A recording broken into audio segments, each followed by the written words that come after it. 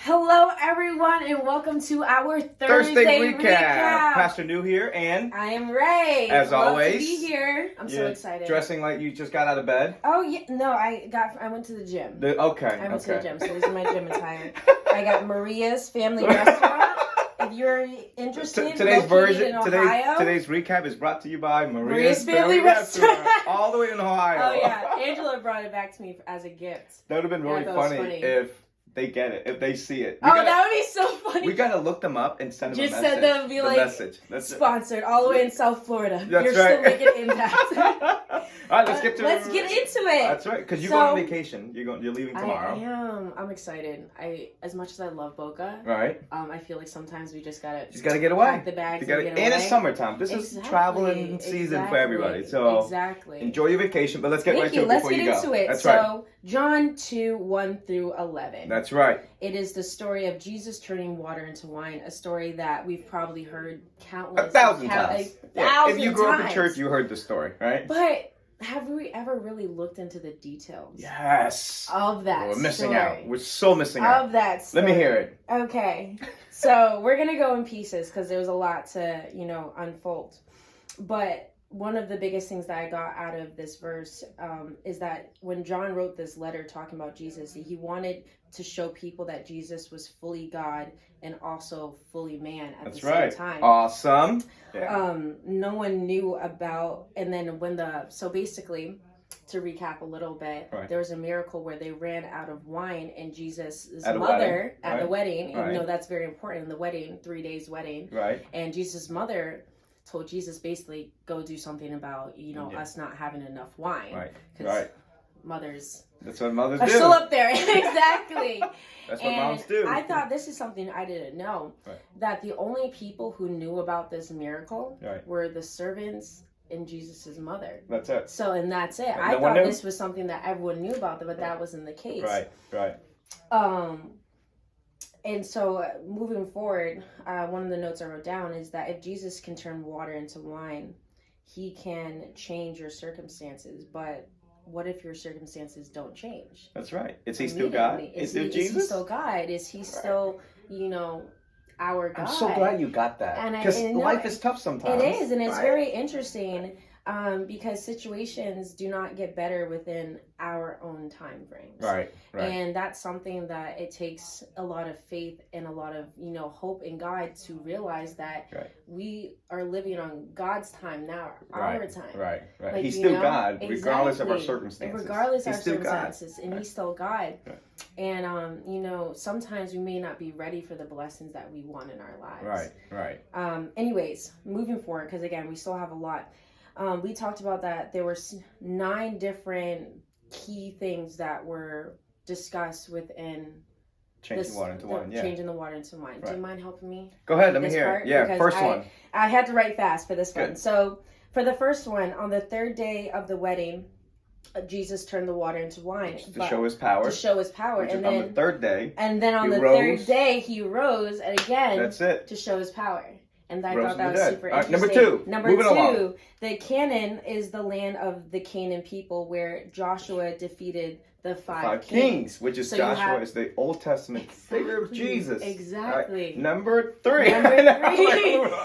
Moving on. So we have 6 jars. There were 6 jars at the wedding, and they were 6 jars, and they represented that purification. 6 is the number of imperfections. Imperfections. This is where I need your help because I had to paraphrase a lot. Go ahead. That's it. Oh. So the God's number is 7, which is perfection. Exactly. So the Jewish uses 6 jars to represent the imperfection. What makes you perfect is when you take the water and you wash yourself. Now is the purification. So now what makes you perfect? The jar was imperfect. What makes you perfect is the washing. I'm so tempted to skip forward. We're going to go through all of them. Okay, so number 4 is the wine. And that brings us to Jesus' Last Supper when he gave his disciples the bread and the wine representing his body and his blood. That's right. Number 5, we have the bride and the groom. Jesus referred to himself as the groom, and that when we go back to heaven, there was going to be a wedding, a celebration. And we're the bride. Exactly. That's right. We're all the bride. That's right. Number 6, not not time, yes. Jesus was referring to his death, but also the final wedding in heaven. So again, referring back 22. To the heading. Yeah, exactly. Which is in Revelation Number 22. 7, the water in the jars for purification. Yeah. Going back to what we were saying, washing our imperfections away. And Jesus uses his blood to wash away our imperfections. Number 8, the apostles and his disciples will deliver this message of the good news to the people. Right, which is the servants, which is now us. Exactly. So the last one, go ahead. Okay, the last one. This one I'm about to get excited. This is good. Good. It is the best and final act from God. Jesus is the solution to a world that seems to always run out of answers and excuses. And this is when it gets super interesting to me, because going back to the 6 jars, the 6 jars represented our imperfections, but through the blood of Christ, or Jesus turning the water into wine, our imperfections have been restored. That's right. And now it's made perfect. It is made perfect. Go ahead. I thought that was so interesting. Keep going. Okay. Keep going. So, I'm liking this. Moving forward to John 4:10. Right. It says, and said, everyone brings out the choice of wine first. Right. And then the cheaper wine after the guests have had too much to drink. Right. But you have saved the best till now. Right. So it's the final best act from God. The final best act, which is his son on the cross. Exactly. You know, like it gives the me final best act from God. So go on. Anything else?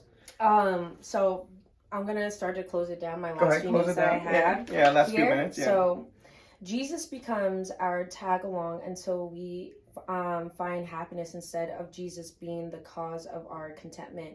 I feel like a lot of times, going back to what we talked about last week too, is that sometimes we tend to tag along with God until our situation doesn't change, and we're like, where are you? What's happening? And that's going back to like what we first said, is that if Jesus can do all this, if Jesus can wipe away our imperfections through his blood that he shed for us, what makes it seem that he can't take care of your job situation or the food, your next meal? Those are so minor compared to what he's already done for us. He died for us. Right, which is to take away the sins. Exactly. And which then, is the most important thing. Exactly. Right. And then closing off for today. Closing off.